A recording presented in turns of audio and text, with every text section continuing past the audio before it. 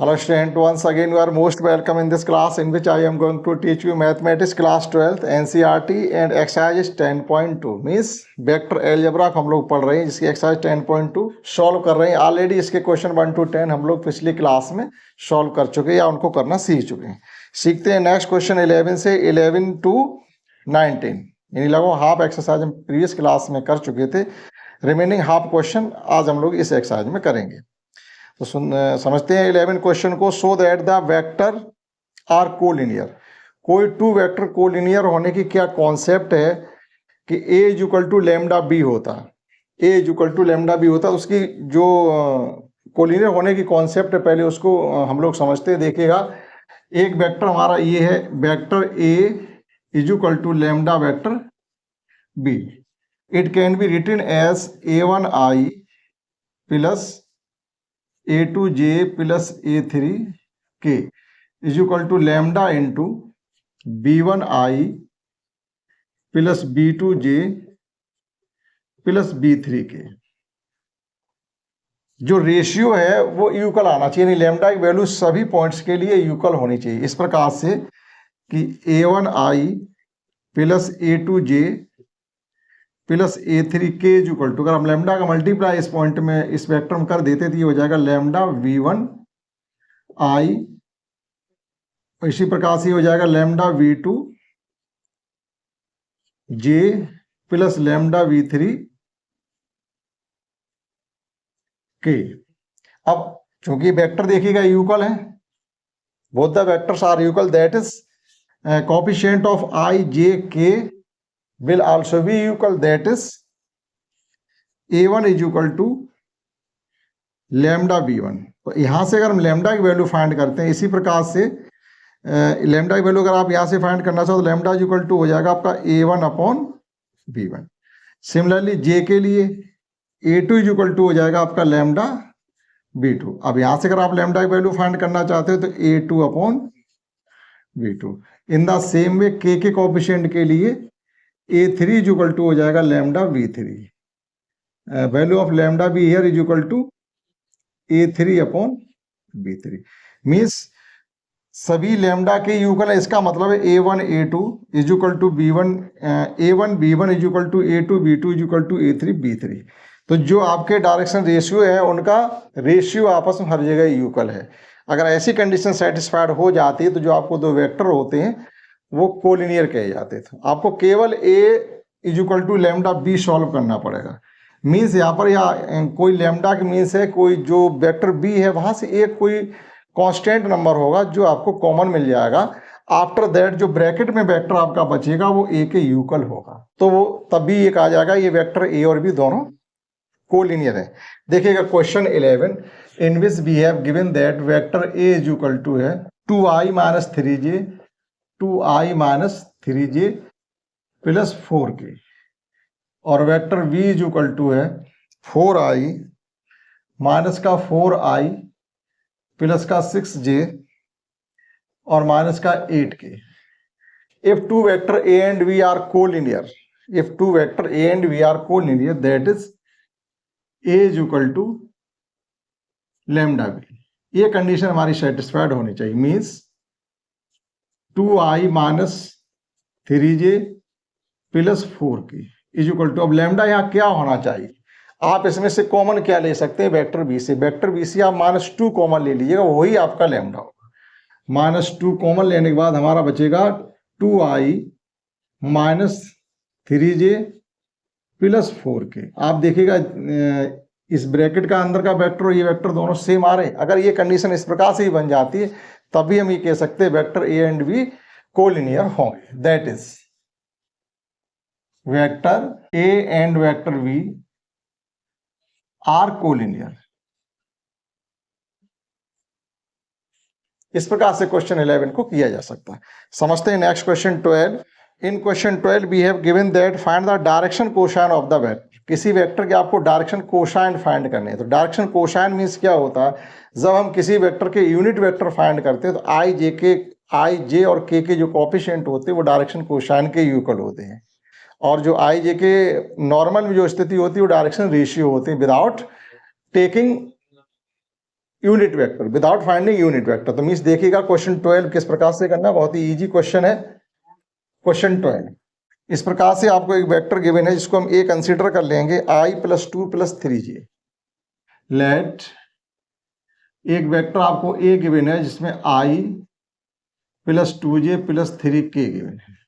आप इसका unit vector find करिएगा। यूनिट वेक्टर फाइंड करेंगे तो ये हो जाएगा आपका i + 2j + 3k, या ये भी कह सकते हैं इसके मैग्नीट्यूड से डिवाइड कर देंगे तो सेम बात तो वही रहेगी, अपॉन रूट 9 + 4 13 + 1 14।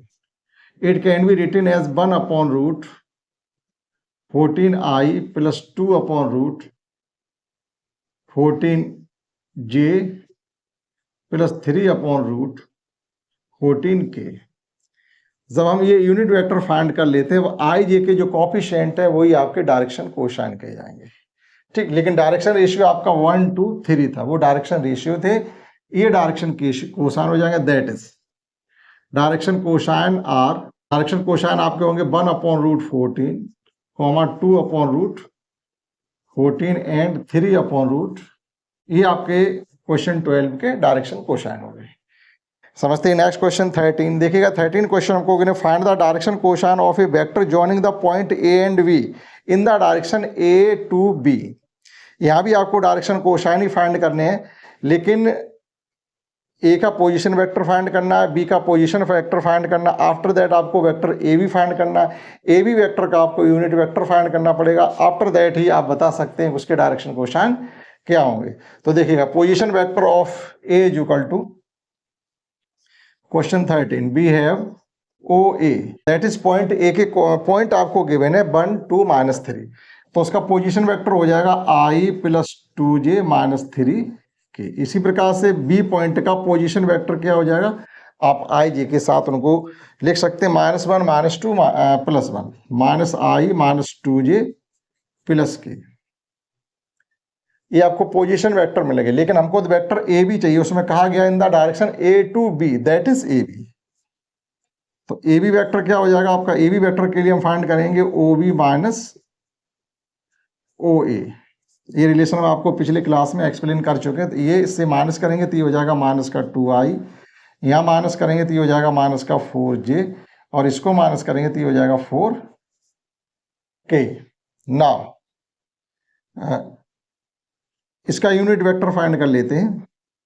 तो ए बी का यूनिट वेक्टर आप इसको सी कंसीडर कर सकते हैं या ऐसे ही कर लीजिएगा। तो -2i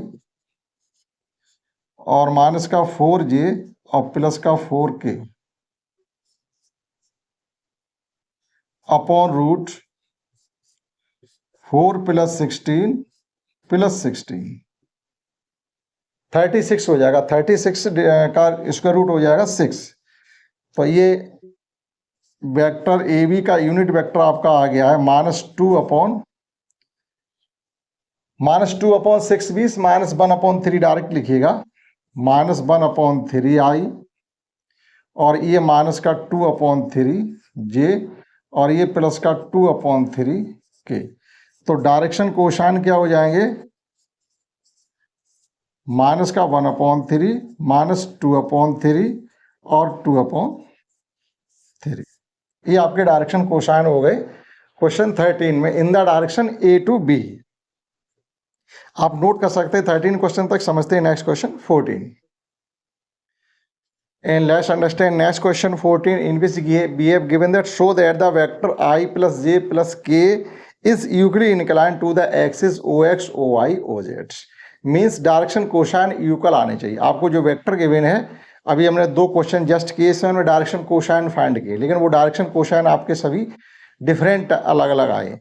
लेकिन डायरेक्शन कोसाइन जब सेम आएंगे तो ये कहा जाएगा जो पॉइंट आपका है या जो वेक्टर है वो सभी एक्सिस से यूक्ली एंगल पर है, यूकल एंगल पर, या equally inclined to the axis ox oy and oz। तो देखिएगा 14 क्वेश्चन को कैसे करना, जो भी आपको गिवन है उसके डायरेक्शन कोसाइन फाइंड करना। क्वेश्चन 14 आपको एक वेक्टर गिवन है a = i + j + k।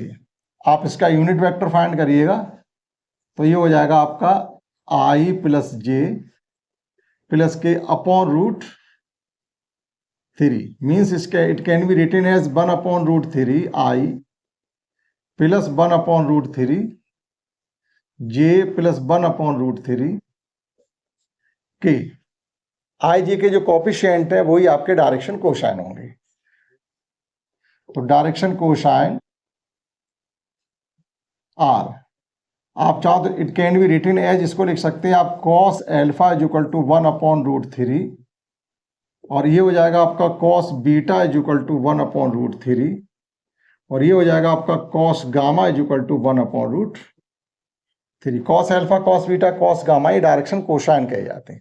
तो यहां से अल्फा की वैल्यू आप फाइंड करेंगे तो ये हो जाएगा आपका cos inverse 1/√3। Similarly beta is equal to हो जाएगा cos inverse 1/√3 and gamma is equal to cos inverse 1/√3। तो देखिएगा अल्फा बीटा गामा की वैल्यू सेम आ रही है, दैट इज ये जो वेक्टर आपका है वो सभी एक्सिस से इक्वली इंक्लाइंड है।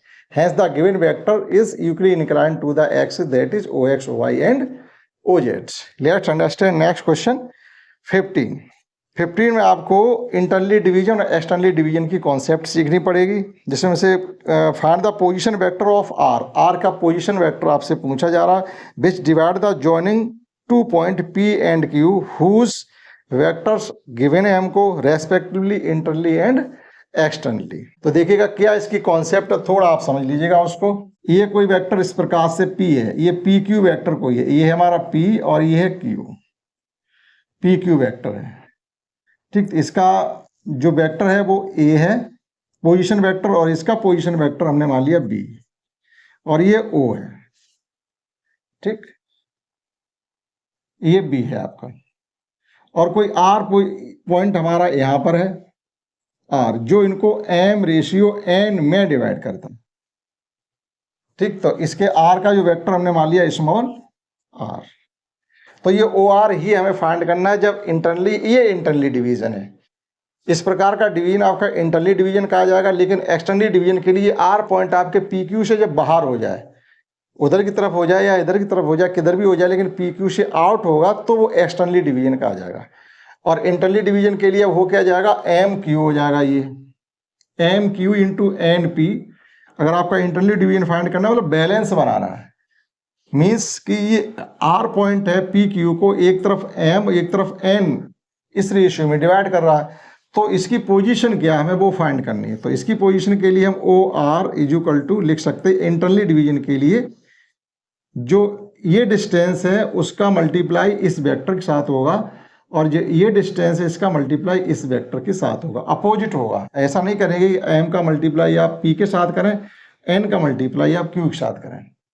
इधर का वेट है और यहाँ का वेक्टर है, इधर का ये वेट और इधर के वेक्टर के साथ मल्टीप्लाई करेंगे, that is MQ plus NP upon M plus N। ये हो जाएगा आपका इंटरनली डिवीजन। और एक्सटर्नली के लिए जहां पर हमने प्लस साइन का यूज किया वहां माइनस साइन हो जाएगा। केवल इतनी सी बात है इंटरनली और एक्सटर्नली के लिए। तो देखिएगा हमारे पास दो वेक्टर हैं, वी हैव क्वेश्चन 15 में vector P is equal to हमें गिवन है, डायरेक्ट P ही लिख सकते हैं इसको, I plus 2J minus K और Q इज इक्वल टू लिख सकते हैं माइनस का I plus J minus K और M/N हमको गिवन है 2/1, ठीक। फर्स्ट कंडीशन है हमारी इंटरनली डिवीजन। तो इंटरनली डिवीजन के लिए हमारे पास जो पोजीशन वेक्टर R होगा वो लिखेंगे OR इज इक्वल टू, इस प्रकार से यहां से चलिएगा MQ, यानी M की वैल्यू कितनी है 2Q, 2 इंटू और Q की वैल्यू है ये माइनस का I plus J minus K plus N की वैल्यू 1 है, तो 1 इंटू इसका मल्टीप्लाई करेंगे आप P के साथ, तो ये हो जाएगा आपका 1 प्लस 2 I प्लस 2J और माइनस का K अपॉन में M प्लस N यानी 2 प्लस 1 करेंगे। केवल इसको सॉल्व करना है, तो ये हो जाएगा आपका माइनस का 2I प्लस का 2J माइनस का 2K प्लस का I प्लस का 2J माइनस का K अपॉन 3। सॉल्व करेंगे तो यहां पर बचेगा आपका माइनस का I प्लस 4j और माइनस का 3k upon 3, that is minus का 1/3i प्लस का 4/3j और माइनस का k, 3 से 3 कैंसिल हो जाएंगे। ये आ गई आपकी वेक्टर, जो डिवाइजर वेक्टर है ओ आर, उसकी पोजीशन। ठीक, आप मैच कर सकते हैं, समझते हैं। इसका एक्सटर्नली डिवीजन, एक्सटर्नली में केवल आपको यहाँ पर माइनस कर देना है, ये 2 - 1 बन ही रहेगा, तो अपॉन में 3 अब नहीं आएगा। तो जो अपॉन में 3 नहीं आएगा तो एक्सटर्नली डिवीजन में हमारा क्या हो जाएगा, साइन यहाँ चेंज हो जाएगा, तो ये सब माइनस हो जाएंगे, तो उसमें डिफरेंस हो जाएगा। देखिएगा इसमें Q आपका प्लस पॉइंट में है, यहाँ पर जो आपको Q गिवन है ये -i + j -k ना होकर के प्लस के है, तो ये हो जाएगा आपका प्लस के, तो यहाँ हो जाएगा आपका +2 के, एक कम हो जाएगा, यहाँ बचेगा आपका प्लस का 1, दैट इज प्लस का 1/3। Now externally division, second point इसका, और ये फर्स्ट पॉइंट क्वेश्चन 15 का। तो एक्सटर्नली डिवीजन में साइन चेंज हो जाएगा, केवल माइनस, यहाँ जो प्लस साइन है इसमें, तो देखिएगा एक्सटर्नली डिवीजन, तो ओ आर की पोजीशन हो जाएगी आपकी MQ - N P/M-N, केवल यहाँ पर साइन चेंज कर दीजिएगा, ये प्लस है यहाँ पर भी, तो ये हो जाएगा आपका 2 - i + j + k -1 × i + 2j - k upon 2 - 1।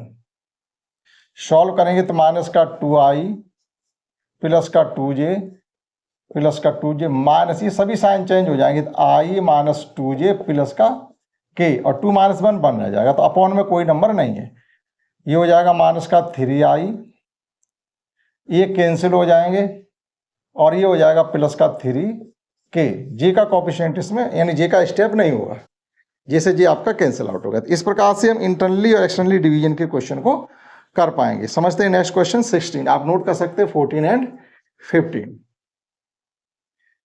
And in next question 16 we have given that find the position vector of the mid point. अब यहाँ पर मिड पॉइंट का फाइंड करना, तो जैसे कोई रेशियो होता है मिड पॉइंट से, मतलब 1:1 में डिवाइड हो रहा है, यानी m और n की वैल्यू 1 है, तो डायरेक्टली जब मिड पॉइंट की रेशियो फाइंड करनी है, यानी मिड पॉइंट का वेक्टर फाइंड करना हो, तो दोनों वेक्टर का एडिशन अपॉन 2 कर सकते हैं, क्योंकि m + n यानी 1 + 1 2 हो जाएगा। तो आपको यहाँ पर इंटरनली डिवीजन एक्सटर्नली डिवीजन कोई फार्मूला लगाने की जरूरत नहीं है, केवल दोनों वेक्टर का एडिशन अपॉन 2 कर देंगे, अगर मिड पॉइंट की वेक्टर हमसे पूछे जा रहे हैं तो देखिएगा 16 में एक वेक्टर अगर हमारा a है, a इस प्रकार से है कि 2i + 3j + 4k, और बी वेक्टर है 4i + j - 2k। ठीक, इनका मिड वेक्टर हमको चाहिए, मिड वेक्टर मीन्स इन दोनों वेक्टरों को इस प्रकार से डिवाइड करने वाली लाइन, जैसे ये कोई वेक्टर a है, ये b है, तो यहां से डिवाइड होती हुई लाइन जा रही है, यानी m और n, इसकी वैल्यू 1 है, इसकी वैल्यू 1, यानी ये पॉइंट मिड है हमारा। ठीक, तो इसमें 1 का मल्टीप्लाई करना, 1 का मल्टीप्लाई करना, तो कोई फर्क तो पड़ने वाला नहीं। तो position vector of mid point of A और बी के मिड से होकर जाने वाले वेक्टर की पोजीशन वेक्टर में फाइंड करनी, तो ये हो जाएगा आपका डायरेक्टली ओ आर ही लिख सकते हैं, तो a + b/2 एडिशन करके ये हो जाएगा आपका 6i + 4j और प्लस 2k/2 डिवाइड कर देंगे, तो ये हो जाएगा आपका 3i + 2j + k।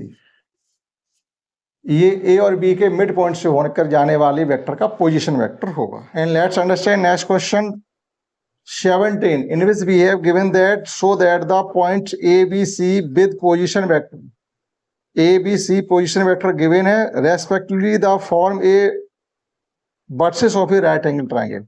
किसी राइट एंगल ट्राइंगल की आपको वर्टिसेस गिवन है, ये प्रूफ करना है हमें कि वो जो वर्टिसेस गिवन है वो किसी राइट एंगल ट्राइंगल, किसी भी ट्राइंगल के हमें वर्टिसेस गिवन है, तो हमें साइड फाइंड करनी पड़ेगी, length of side.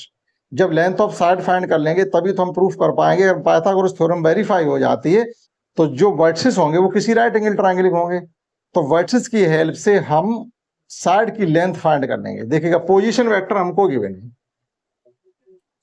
Position vector हमको गिवन है, तो ये क्वेश्चन हमारे पास 17।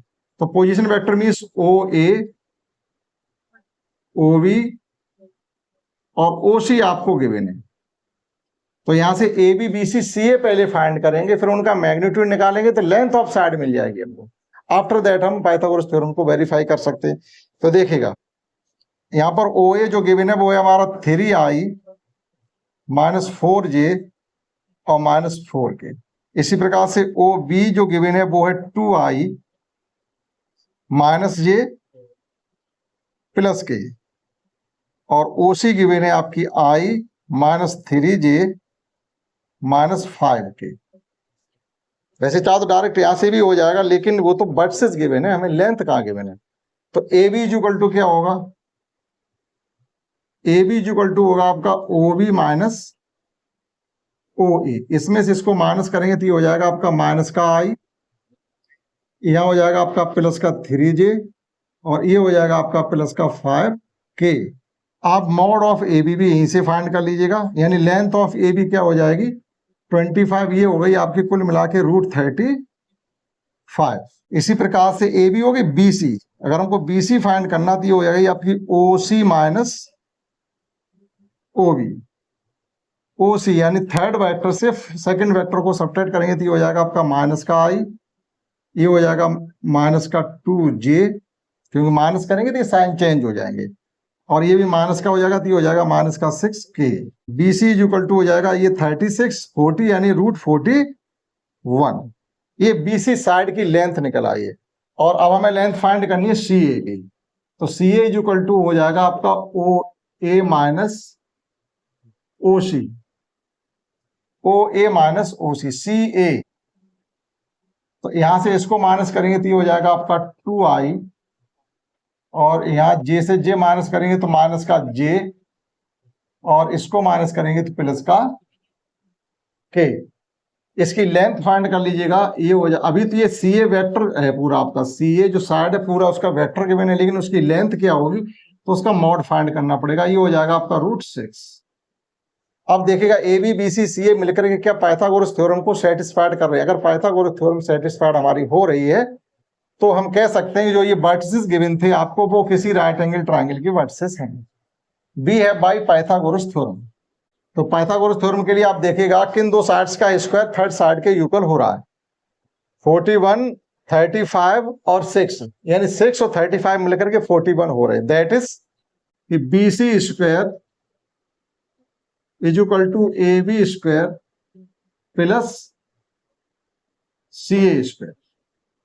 इधर हमारा 41 है, इधर हमारा 35 प्लस 6 है, 41 is equal to 41। Hence given vertices represent a vertices of a right angle triangle. इस प्रकार से आप क्वेश्चन 17 को कर सकते हैं।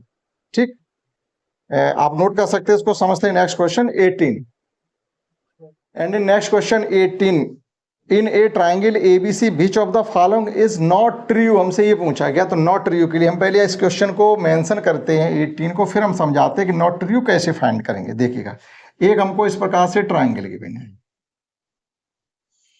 जो वेक्टर जिस डायरेक्शन हमको गिवन है वो हम लिखेंगे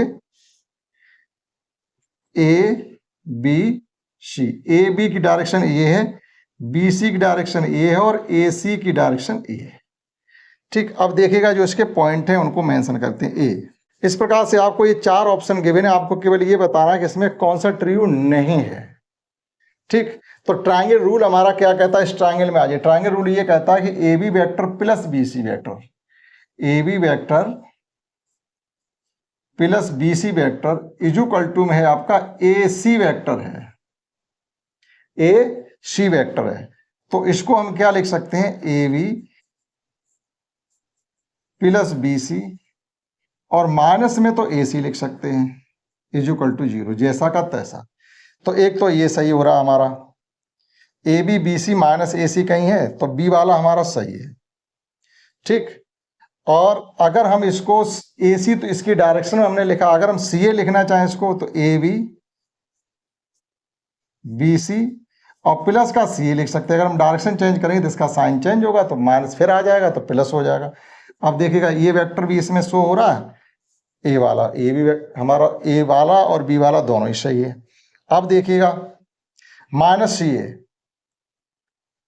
माइनस सी ए नहीं लिखा जा सकता है, इसको माइनस सी ए हम नहीं लिख सकते, यहाँ माइनस सी ए गिवन है, तो जो हमारा सही नहीं है वो एक तो सी मिल रहा, और ए बी में ये बी सी लिखा हुआ है, देखिएगा ये फर्स्ट वाला वही हमारा लास्ट वाला, लेकिन बी सी को सी भी लिख दिया, लेकिन डायरेक्शन चेंज है, साइन चेंज कर दिया, ये भी हमारा सही है।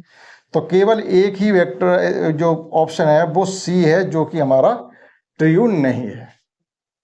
माइनस सी ए नहीं लिखा जा सकता इसको, ठीक, ये सी ए है तो वो तो सी ए इधर आकर के हमारा ये देखो ये हुआ माइनस का ए सी हुआ, फिर हमने जब उसकी डायरेक्शन चेंज की तो प्लस का सी हो गया, माइनस का सी नहीं हो सकता।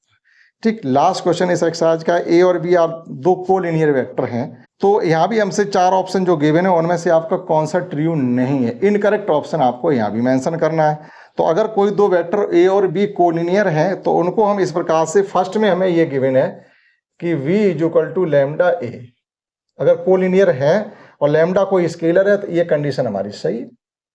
कोलिनियर के लिए कंडीशन, एक क्वेश्चन कोलिनियर का आया वो हमने आपको इसी प्रकार सॉल्व कराया। ठीक, आपका a equal to plus minus B बिल्कुल हो सकता है, क्योंकि लैम्डा की वैल्यू प्लस 1 भी आ सकती है, लैम्डा की वैल्यू माइनस 1 भी आ सकती है। ठीक, तो ये भी हमारा ऑप्शन सही होगा। अब सी में देखिए, the respective component A and B are not proportional, A और बी के कंपोनेंट नॉट प्रोपोर्शनल, कह रहे both vector A and B have same direction but different magnitude, अब इसमें से देखिएगा कौन सा एक इनकरेक्ट हो सकता है। Respective component A and B are not proportion, क्यों? जब ये आपके कोलिनियर में होते हैं तो ए और बी के जो रेस्पेक्टिव कंपोनेंट होते हैं वो प्रोपोर्शन में ही होते हैं, जो कि अभी शुरुआत में हमने आपको प्रूफ करके दिखाया था, that is A1 upon B1 is equal to A2 upon B2 is equal to C2 upon C3 A3 upon B3, यानी A1 upon B1 is equal to A2 upon B2 is equal to A3 upon B3 is equal to lambda का आया था, तो respective component proportion में होने चाहिए। ये कह रहे प्रोपोर्शन में नहीं होते हैं। Both vector have same direction but different magnitude, direction same होती है, डिफरेंट मैग्नीट्यूड भी हो सकते हैं। कोलिनियर का मतलब क्या होता है, दो वेक्टर एक ही साइड में जा रहे हैं हमारे, तो डी वाला भी सही है। तो इनकरेक्ट जो हमारा रहेगा वो सी वाला ऑप्शन रहेगा। ठीक, तो इसके लिए ये आपका सेकंड हो गया, तो सी वाला जो थर्ड हमारा है वो इनकरेक्ट रहेगा, और फोर्थ वाला भी हमारा सही है। ये कोलिनियर की कॉन्सेप्ट है। तो इस प्रकार से हम एक्सरसाइज 10.2 को कंप्लीटली समझ चुके हैं, दो पार्ट में डिवाइड करके। पहले वाले हमने सीखा था क्वेश्चन 1 to 10, और लास्ट में हमने सीखा क्वेश्चन 11 to 19। आशा करता हूँ आपने समझ पाया होगा। इस क्लास में इतना ही। अगली एक्सरसाइज हम लोग करेंगे scalar and vector product of vectors. ठीक, इस क्लास में इतना ही। That's all.